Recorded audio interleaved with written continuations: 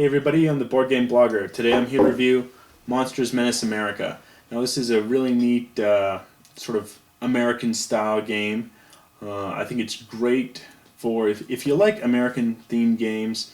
It's a really neat theme. It's just, monsters that have been mutated through, nuclear accidents or whatnot, and they're going on a rampage throughout America. And, each player will play both one monster and one member of the American military branch. So it's, really American themed. It's put out by Avalon Hill. They're really known for just American style games, and this is it. They've got a really good color rule book. It explains the game really nicely. Everything's in color. It's pretty clear. The rules are relatively simple, so you can pick it up quick. And what's neat about this game is the components, the monsters. They're all really well molded, and it's a neat game. I think it's really better for families. I think if you're a 10-year-old boy, you're gonna love the theme of this game. I'm not sure how well the end game actually plays out. I'm a fan of most of the game, but the end game is a little bit weaker, and it's just, I don't think, the best way to end the game. It's almost a little too luck driven. Obviously in an American style game you're going to have a lot of luck, but it's almost a little too much. There's not really any resource management per se. You're not building up better production, but how you control your monster and your military is important. But why don't we see how the game itself actually plays? Let's take a look now. So here's the board on setup, and the way that you initially set up is you're going to roll the dice, see who picks first. Whoever picks first can pick from amongst the various monster types here. So this is Conch and Gargantuous. Now they'll have different starting health, different move ability, which will be how many hexes they can move each turn. We see here with Conch, he has a starting health of 10, he can move 4, but land only, so he can't go into the water. He has a defense of 4, that means when somebody else is attacking him, a hit is on a 4 or higher. He does 3 attacks. Each attack, when hit successfully, does 3 damage, and his special ability is he gets +1 on his dice rolls to hit. And as we see, he starts with 10 life. We have these things that can slide down. If he gains some life, he goes, let's say he gained 3 life, he's now at 13, and so forth. Each player will pick one of the monsters, and then in reverse order, you then get to pick from the various military designations. Now let's say, Conch was picked first, and after making the various choices, they just have the Marines left. So that would be what they get to do. So for the entire game, they're playing both Conch the monster, the gorilla mutated, and the Marines. Now, they obviously won't choose to attack their monster with their military branch, but they will be attacking the other monsters. Now, what happens in this game is that various areas are attacked and destroyed in a 4-player setup like this. 20 areas will be leveled to the ground, and then there will be a final monster challenge. Now I'll go sort of through the basic turn and then how the monster challenge will work. Now, basic turn, what you do is you first declare your moves for your monster and then your military. So we know Conch here, he can move 4. What we're going to do is have him move 1, 2, 3 and attack the military base here, because what this will do is it will then deprive the player who is the army controller from using that tank from the rest of the game, or a different military unit from the rest of the game, because that military base in Nashville is destroyed if his attack is successful. Now, attacks don't happen simultaneously. The monster always attacks first and his hits occur. So if that wipes out military initially, that will happen and the military won't be able to counterattack on a monster. So we've got his move. Now we also do the moves for the various Marines that this player will control. Now his fighters can move 5 spaces, while the rocket launchers can just move 4. So we'll move them now. And sometimes it's good to sort of build up the units in the same hex so that it's a little stronger. So we'll move those ones there. And we'll have an attack on Mega Claw here, controlled by an opposing player. So first we designate the moves we're going to do, then we'll resolve them. So what we do here first is Conk, the monster, is attacking Nashville. He will attack. There is one tank in the army. We check the army's tank's defense. It defends at 5. So only a 5 or a 6 will actually be a hit. There's going to be 2 rounds of combat. In the first the monster attacks, the army will counterattack, the monster then attacks again, and the army counterattacks. If any military units remain, the military has won a battle and they'll gain a military research card, which is a bonus that can be used sometimes immediately or sometimes it's a permanent bonus used throughout the game. So we'll roll now here. So it's all misses. There was no 5 or 6. So now the tank counter attacks. It hits Conk on just a 4, 5, or 6. It gets a 3, a miss. The monster will counterattack, trying to level Nashville. It just does not like country music at all. And it gets a hit.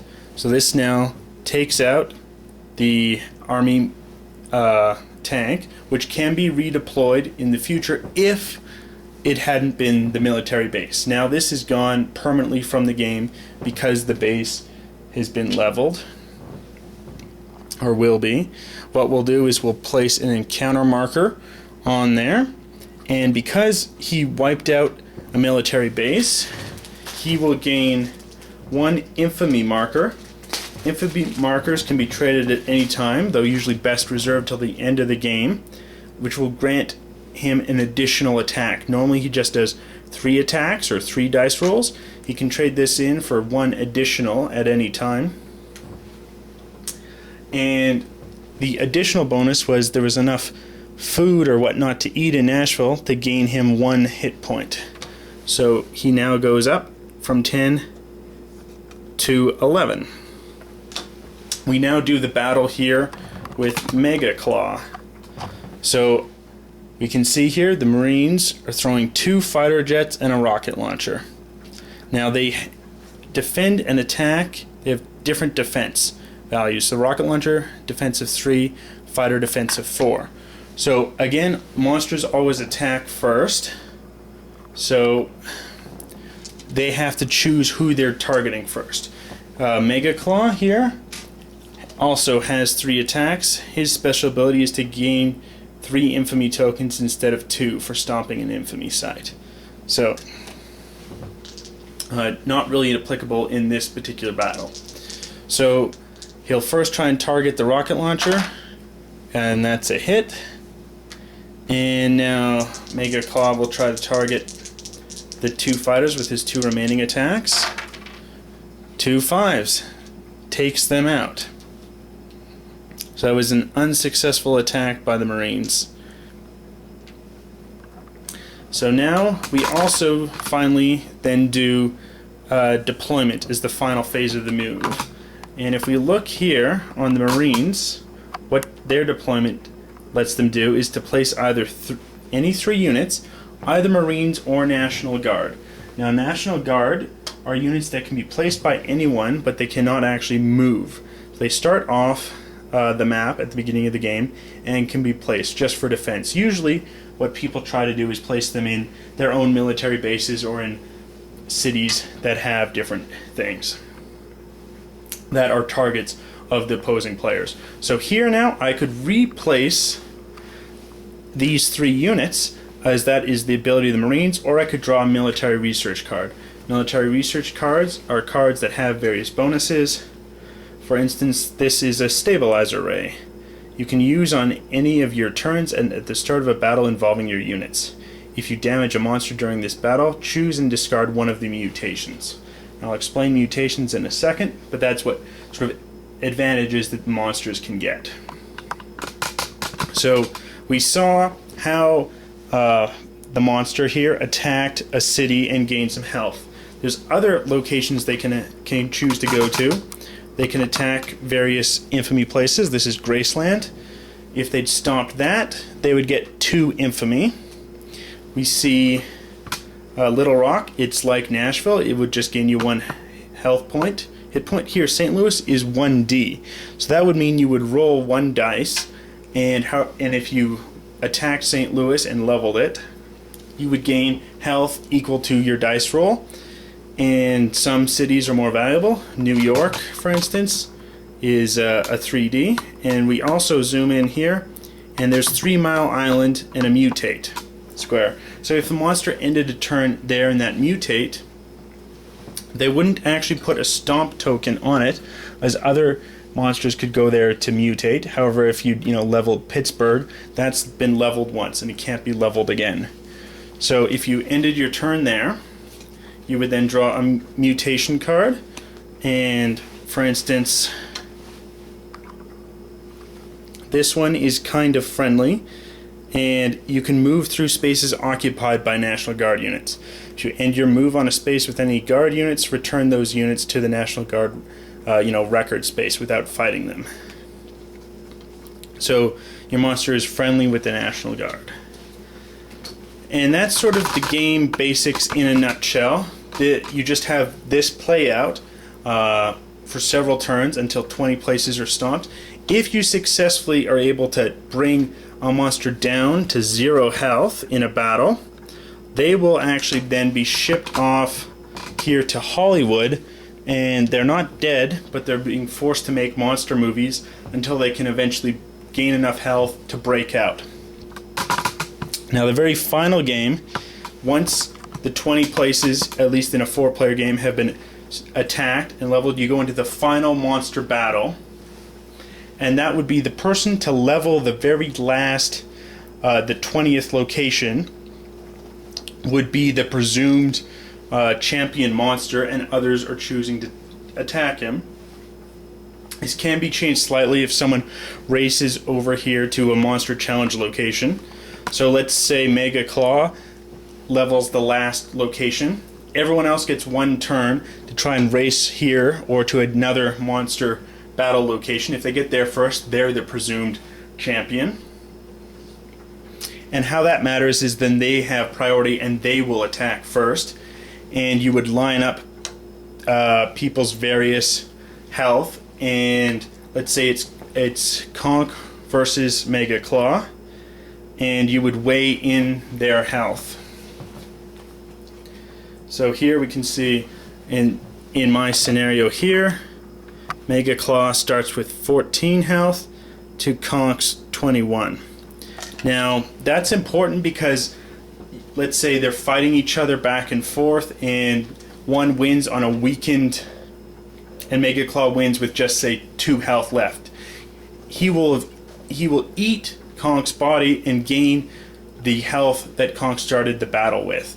And this goes through, and the various monsters will fight each other, and that's sort of a balancing mechanism. So even if you start as the champion, you're not actually weakened in that sense, because if you lose a lot of health beating one monster, you gain all of that monster's initial starting health in the battle back.